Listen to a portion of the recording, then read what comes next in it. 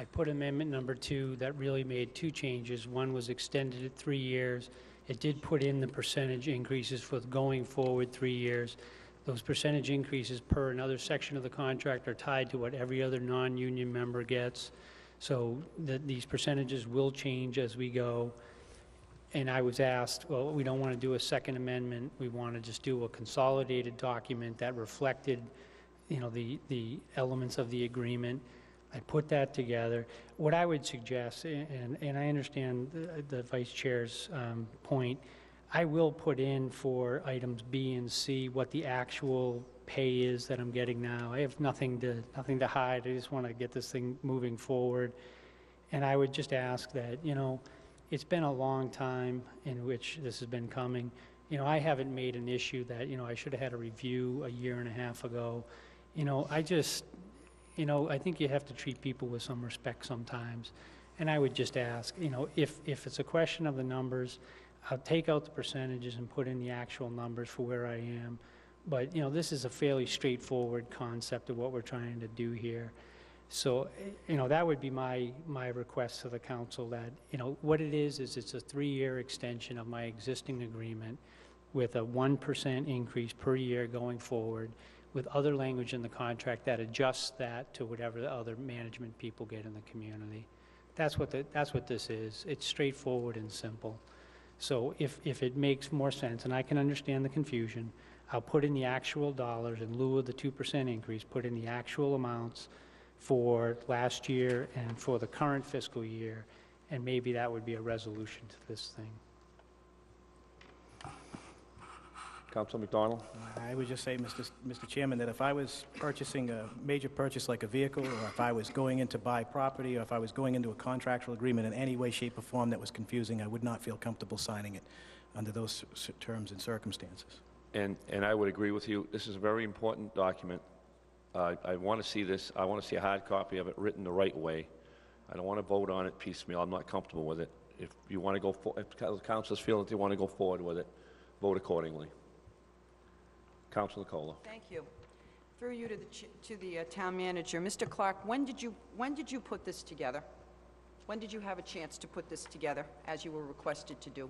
It was after the subcommittee meeting. Okay. So the last time the chairman and the vice chairman met with you on a Thursday night, was this ready? Excuse me, Vice Chairman was not there. I'm speaking to the manager. When was it ready for him to look at, for the chairman to look at? Actually, I think we met on Thursday and we finished it just after we met. So it wasn't ready when the chairman met with you for Correct. that meeting? Correct. Okay. Thank you. Councilor, you're supposed to go through the chair, too. I did go through the chair. I didn't hear it. But you didn't, yeah, I did. I didn't hear Pay it. attention. I just want to straighten you out on one other thing while I have you at the attention of you. You're speaking to councilors while other councilors are speaking. As you I do. wish you would refrain from that. And I wish you would refrain from that as well, sir. Point of order, Mr. Chairman. State your point of order. I would like to point out that Rule 13 of the council rules says, every member shall respectfully address the chair, confining himself or herself to the question under debate and avoiding personalities. No member shall speak out of his place without leave of the chairman, nor shall any member be interrupted by another while speaking except by a call to order. Thank you, Mr. Chairman. Thank you. Point of order, well taken. Okay. Roll call on this agenda item, unless someone else has something to say. Yep, I've had my hand up. Go right ahead. I'm sorry I didn't see you. Thank you, Mr. Chair. I just want to say that I was at that meeting, and we did discuss the contract to be a new 3-year contract concurrent with the existing contract, and I remember that we were very clear as to how we wanted it stated so that it would come up and be very easy to vote on, or not easy, because nothing's easy in a contract, but at least be very clear. And I'm not quite sure where the semantics are getting mixed up here in this line. All of the portions of the employment agreement as originally dated, and then you got your dates, not in listed above, shall remain in full force and effect. To me, it's very clear. Except for the 2 dates listed, everything else is in full force. I don't, your 1% versus the actual number, it's a little math. I think it's just a stall. So I think it's acceptable in its form. Thank you. Thank you, Councilor. Roll call, please. Councillor McDonald? No. Council Nicola, Yes. Council Regis, I'm sorry, what's, We're voting on the agenda? on this? Yeah? This actual, okay, Yeah. yes. Council Vandal. No. Council Clements, Yes. Council Lazo. No. Council Livingood, Yes. Council Logan, No. 4 yes, 4 no. Motion does not pass. Ratify the permitting 14 now. Vote to accept the proposed resolution to the open meeting law violation regarding the motion to add an agenda item and subsequent motion to nominate and vote on vice chairman at the town council meeting of 12/6/10. Point of order, Mr. Chairman. State your point of order. Thank you, Mr. Chairman. Dear Chairman Lazo, I'm going to read a memo that I put together yesterday, and I'm bringing to the meeting tonight. So I put it in the form of a memo for everyone. Dear Chairman Lazo, I'm writing this memorandum through you to the members of the Town Council as a written record of my thoughts and analysis on Agenda Item 14 and the associated documents on the Town Council meeting agenda for Monday, January 24, 2011.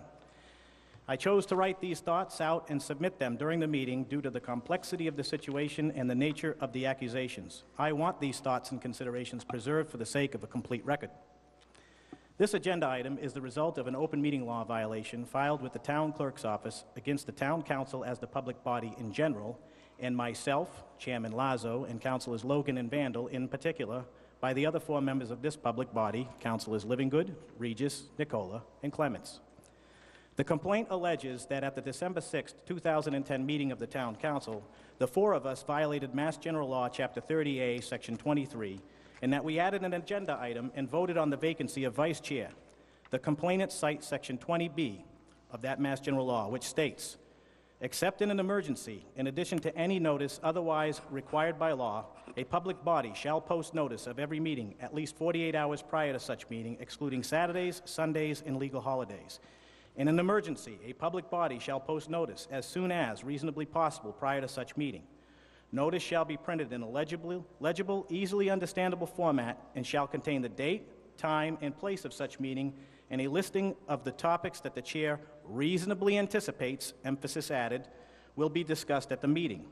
As to the matter of whether or not there was a violation of the open meeting law by our body, I offer the following facts to be considered. I point your attention to a phrase of the last sentence of Section 20B in the law, reasonably anticipates. The meeting in question was properly posted and an agenda with a list of topics were presented in accordance with the law. It is true that in preparing the agenda for the December 6th meeting, Chairman Lazo had not placed election of the vice chairman on the agenda. At the previous Town Council meeting of November 29, 2010, the first meeting after the passing of the late Councilor Lauren E. McDonald, Agenda Item 5B called for the election of a vice chair, a position required by the Southbridge Home Rule Charter. The election resulted in a tie vote and a failure to elect a vice chair. Chairman Lazo stated during that meeting that we, the council, would have to wait until there was a 9-member council to elect a vice chair. During the December 6, 2010 Town Council meeting in which there was a quorum of the Town Council present, Councilor Logan made a motion to add an agenda item, election of a vice chair. Councilor Logan's motion was duly seconded, and discussion on the question of adding the agenda item was held. Councilor Logan made a good case for why the vacancy should be filled. I agreed with his logic and added my thoughts on the topic as well. It was my opinion then, as it is now, to ensure the succession and continuity of government, it serves the public interest to have the leadership structure preserved and defined in accordance with the Charter. While it is true that Councilor Regis was not present at the meeting, there was a quorum as required by the Southbridge Home Rule Charter, paragraph 2-5-3, which states, a majority of the members of the council shall constitute a quorum for the conduct of business. A majority of the councilors present and voting voted in favor of adding the agenda item. This is not an unusual occurrence and is in keeping with past practice.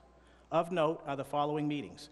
July 19, 2010, in which agenda item 7D was added in order to appropriate $15,000 to repair Engine 3. A more recent occurrence was at the January 10, 2011 meeting in which Councilor Regis made a motion to take a vote of support of the council to the newly confirmed DPW director, which was accepted with unanimous consent. And I will add tonight's addition of Agenda 9A. During the discussion to add the agenda item, Councilor Logan stated that he had not talked to Chairman Lazo about making the motion to add the agenda item. Chairman Lazo stated that Councilor Logan did not tell him he was going to make this motion. After all, why would Councilor Logan, who heard Councilor Lazo's statement regarding not having an election for the vice chair until there is a ninth councilor, think that the chairman would put it on the agenda when he said he wouldn't? On the Massachusetts Attorney General's website, there is a section of frequently asked questions. One question asked is, may a public body consider a topic at a meeting that was not listed in the meeting notice? The answer provided is as follows. Yes, if it is a topic that the chair did not reasonably anticipate, emphasis added, 48 hours before the meeting. If a meeting topic is proposed after the meeting notice is posted, the public body is encouraged to update its posting to provide the public with as much notice as possible of what subjects will be discussed during a meeting. Based on the statements of Councilor Logan and Chairman Lazo, and also taking into consideration the conversation Chairman Lazo had with Councilor Regis, that he would not put it onto the agenda, it is clear to me that Chairman Lazo did not intend to put it on the agenda, and in fact did not put it on the agenda. It is also clear, given the reaction of 3 of the 4 complainants who were present at the December 6, 2011 meeting, that they too did not reasonably anticipate the introduction of this motion. That being the case, unless one wishes to challenge the veracity of the chairman, for which proof would be required, there is no basis for this complaint. Therefore, based on these set of facts, one must conclude that there was no violation of the open meeting law and the complaint is without merit. In regard to any promise made by Chairman Lazo that he would not put something on the agenda until all councilors are present, this would be a clear violation of the Southbridge Home Rule Charter, and as I will show later, a violation of Robert's Rules of Order. I believe Chairman Lazo was well-intended in discussing and promising Councilor Regis he would not put it on the agenda. However, he has no authority to make such a commitment. Paragraph 2-5-4 of the Charter states, in no instance shall it be required that all members of the council be present at a meeting to allow the conduct of business. Election of a vice chair is the conduct of business and therefore is not excluded from this provision. Having discussed this issue of the alleged open meeting law violation, I would like to now discuss the recommended resolution proposed by the complainants. Before continuing further, though, I think it's important to note how and why Robert's Rules of Order are applicable to the conduct of business by the Town Council. The Town Council rules, adopted April 18, 1974, and amended several times, the most recent being March 12, 2007, in Rule 18 states, all rules or procedures not considered herein shall be governed by Robert's Rules of Parliamentary Procedure. The resolution recommended by the 4 complainants states that they would like the motion to amend the agenda be rescinded and the election of the vice chairman be rescinded in accordance with Robert's Rules of Order, page 107, basically making the election of the vice chair null and void. While the complaint does not cite the exact paragraph, I assume they're referring to paragraph 3, which states, no main motion in order that would conflict with or that presents substantially the same question as one which has been temporarily but not finally disposed of, whether in the same or preceding session, and which remains within the control of the Assembly, because the issue at hand is the election of an officer, this paragraph is not the appropriate application of Robert's Rules in this instance based on the following set of facts. At the November 29, 2010 meeting, the Council, there was an agenda item to elect a vice chair. The subsequent tie vote resulted in a failure to elect a vice chair. While the Charter is silent on what actions to take in the event of the death of an incumbent vice chair, it is reasonable to assume that a vacancy in an important leadership position must be filled. That is exactly the point Councilor Logan made. In accordance with Robert's Rules of Order, page 429, lines 30, entitled Providing for Completion of an Election, Robert's Rules states, if an assembly wishes to adjourn when an election is incomplete, an adjourned meeting should be provided for. Even though there was a failure to elect, the body did not provide for such a meeting. Robert's Rules addresses that in the following manner. If such an adjourned meeting is impossible or impractical, and the organization will hold another regular business session before a quarterly time interval has elapsed, the election is completed at the next regular meeting. Councilor Logan's motion to add the agenda item and the subsequent election of the vice chair occurred at the next regular meeting held on December 6, 2010, keeping with this provision of Robert's Rules of Order. Even if the motion to add the agenda item is rescinded, the election is still valid for this reason. As to the matter of the election of the vice chair, there is no provision in the town charter or bylaws providing for the removal of the vice chair once elected. In the absence of this guidance, Robert's Rules becomes the guiding document based on Town Council Rule 18. Robert's Rules is clear that if the charter, bylaws, or other documents and rules of an assembly do not provide otherwise, an election to office is final. On page 430 of Robert's Rules, line